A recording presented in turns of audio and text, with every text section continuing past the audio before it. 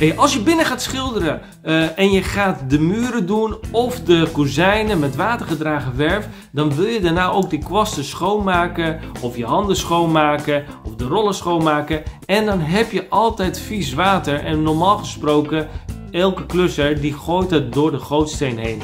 Maar dat mag helemaal niet. Hoe kun je het wel oplossen? Daar ga ik je meer over vertellen. Schildersbedrijf Edens, de vakman voor uw woning.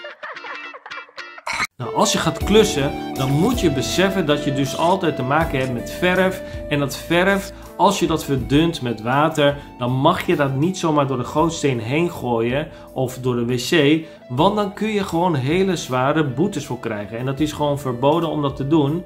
Maar toch doen heel veel mensen dat als ze aan het klussen zijn. Nou, hoe kun je dat beter oplossen?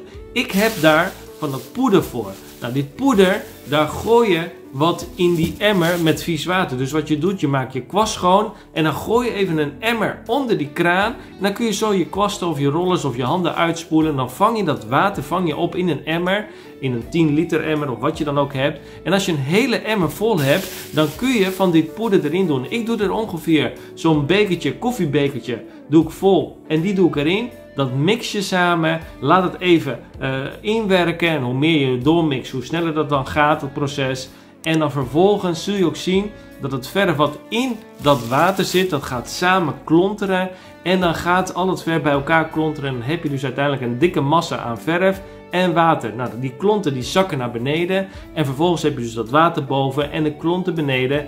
En dan kun je dat dus van elkaar scheiden. En zo kun je eigenlijk het milieu minder belasten en dus ook scheelt het voor jezelf, voor de portemonnee, want hoe meer dat moet schoongemaakt worden, des te meer belasting je daarover moet gaan betalen en dat is niet slim. Nou, dat water heb je dan gezuiverd en dat kun je dan door zo'n zak heen halen. Wat ze ook vaak zeggen, je mixt die hele troep door elkaar heen en dan gooi je dat door die zakken en dan vang je het op. Nou, dat doe ik zelf liever niet. Ik laat het gewoon rustig zakken, dan ligt dat beneden en dan haal ik alleen dat water eruit, die laat ik hier doorheen halen en dan vervolgens hou je nog het restant met slip hou je dan over. En dat slip, dat zet ik in een emmer apart en dan doe ik een paar keer zo en dan gooi ik steeds dat slip erbij. En dan heb je dus een volle emmer met slip die je dan vervolgens, als dat helemaal droog is, kun je het wegbrengen naar de milieustraat. Of je kunt het weggooien, maar dan moet het echt helemaal droog zijn. Dan kun je dat dus in een grijze container doen. Is het nog nat, dan kun je dat naar de milieustraat brengen en dan kun je het daar gratis afleveren.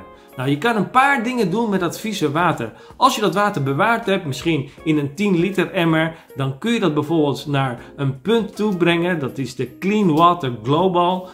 Die hebben wat verzamelpunten in Nederland en dan kun je eventueel die hele emmer daar naartoe brengen als je daar snel van af wilt zijn. Dat kun je doen, daar betaal je wel wat voor, maar dan kun je dat netjes daar afleveren en zij zullen zorgen dat het weer verder gerecycled wordt en schoongemaakt wordt enzovoort. En dit kan super handig zijn voor jou als je heel veel van dat water hebt en je denkt, ja, ik heb daar helemaal geen tijd voor om dat allemaal zelf te gaan reinigen en te zuiveren. Ik breng het liever weg naar een van de punten van Clean Water Global gaan en het daar brengen en dan voor een vergoeding zullen zij het verder allemaal opruimen en wegbrengen voor jou. Nou, wat je even over moet nadenken is natuurlijk dat er niet van die punten over heel Nederland of in België allemaal er zijn. En dan moet je even kijken of dat misschien in jouw woonplaats er is. En als dat niet zo is, kan ik me heel goed voorstellen dat een doe-het-zelver denkt, maar ik gooi het wel door de gootsteen heen of door de wc en dan ben ik er vanaf. Nou, ik denk dat dat gewoon niet slim is voor je eigen portemonnee, omdat je daarmee veel meer belastingen over gaat betalen op den duur dan dat je een keer een van die zakken koopt en dan ben je daarmee gered. Nou, dit poeder, die heb ik ingekocht bij Omnial. Omnial die verkoopt dit poeder, of die maakt dit poeder. En Omnial die verkoopt daar ook hele grote machines bij, zodat je dat allemaal kunt reinigen en al dat water kunt reinigen. Nou, misschien heb je wel een spuiterij of een ander business waarin je veel met water bezig bent en dat vieze water en verf bezig bent. Dan kun je zo'n machine bijvoorbeeld bij hun inkopen en ook dat poeder. Alleen, zij zijn gericht op grote partijen. Dus dat zou betekenen dat jij niet als doe-het-zelver een kilootje van dit poeder bij hen kan inkopen. Zij verkopen alleen maar hele grote zakken aan bedrijven en dat is dus niet zo voor de particulier. En Omnial die heeft als het ware mij toestemming gegeven dat ik dit kan verpakken in kleinere verpakkingen. Zodat jullie als doe-het-zelvers dit nu ook zelf kunnen kopen. En dus ook daarmee dat water kunnen zuiveren, zodat dat niet zomaar het riool in belandt. Nou, van dit poeder, hier heb ik 1 kilo. Daar kunnen rustig 5 van die koffiebekers eruit gehaald worden. En zo'n koffiebeker, dat is al voldoende om 10 liter water te reinigen. Dus daar kun je al rustig 5 koffiebekers uithalen. Je vraagt je misschien af hoe ik aan een volle bak met roze verfwater kom. Nou, ik heb de muren namelijk gespoten met een rode verf. Dit heb ik niet gedaan met de goedkopere Wagner spuit, zoals ik dat eerder heb laten zien bij de kozijnen. Maar dit heb ik gedaan met een zwaardere machine. Ik gebruik hiervoor de Wagner PS320. Hiermee kun je latex spuiten en ook lakverf. Via de website van WSB kun je zelf meer specificaties lezen, zodat ik dat nu niet hoef uit te leggen. Wel ga ik in een ander filmpje meer uitleggen hoe je het apparaat kunt opzetten. Maar ik had de muur dus gespoten en dan krijg je veel spuitwater, omdat de machine ook schoongemaakt moet worden. Vandaar dat ik volle emmers heb. Bewaar dus altijd wat lege emmers, zodat je deze later kunt gebruiken om het water op te vangen en ook dat slip in te kunnen doen. Hey, maar als we elkaar nog niet kennen, mijn naam is John Edens en via mijn kanaal ontvang je hele leuke schildertips om zelf het schilderwerk te kunnen doen. Dus ben jij nog geen abonnee? Overweeg dan om te abonneren op mijn kanaal en druk dan op dat belletje zodat je geen schildertip hoeft te missen.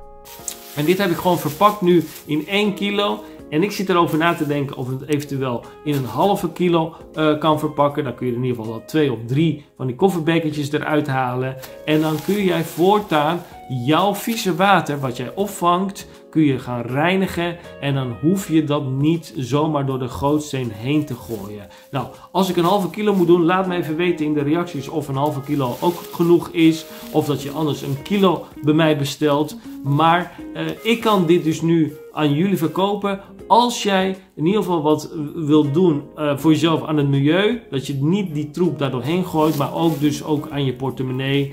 Dat je daar niet straks meer belastingen voor moet betalen. Of als je een keer gesnapt wordt, dat je dus een boete voor moet betalen. Nou, ik wil nog wel duidelijk maken dat ik niet gesponsord word door Omnial. En ook niet gesponsord word door Clean Water Global.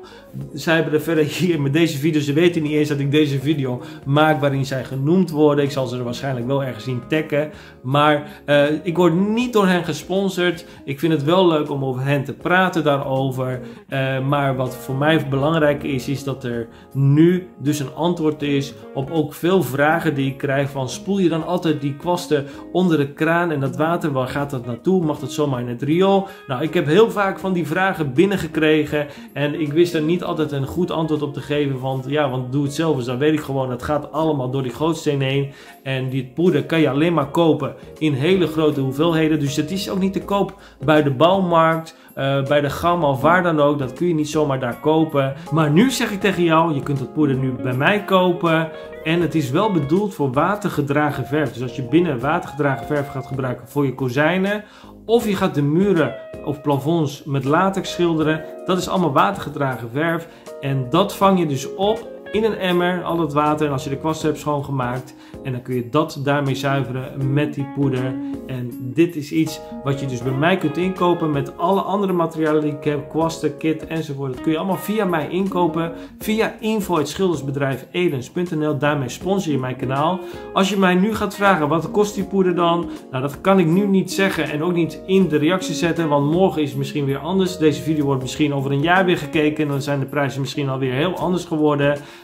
Dus als je daar interesse in hebt, stuur me dan gewoon een mail naar info@schildersbedrijfedens.nl en dan kan ik je daar gewoon aangeven wat de kosten zijn voor de materialen, omdat ik namelijk de actuele prijzen aanhoud van wat de groothandels daarvoor voorschotelen. Als je nou watergedragen verf wil aanbrengen, dan heb je vaak daar wel watergedragen kwasten voor nodig en het is best wel lastig om daar een hele mooie glans in te krijgen. Nou, in de video die ik hiernaast heb, daar leg ik je uit hoe je dat voor elkaar kunt krijgen en hoe je dat heel mooi krijgt om die verf mooi te laten vloeien.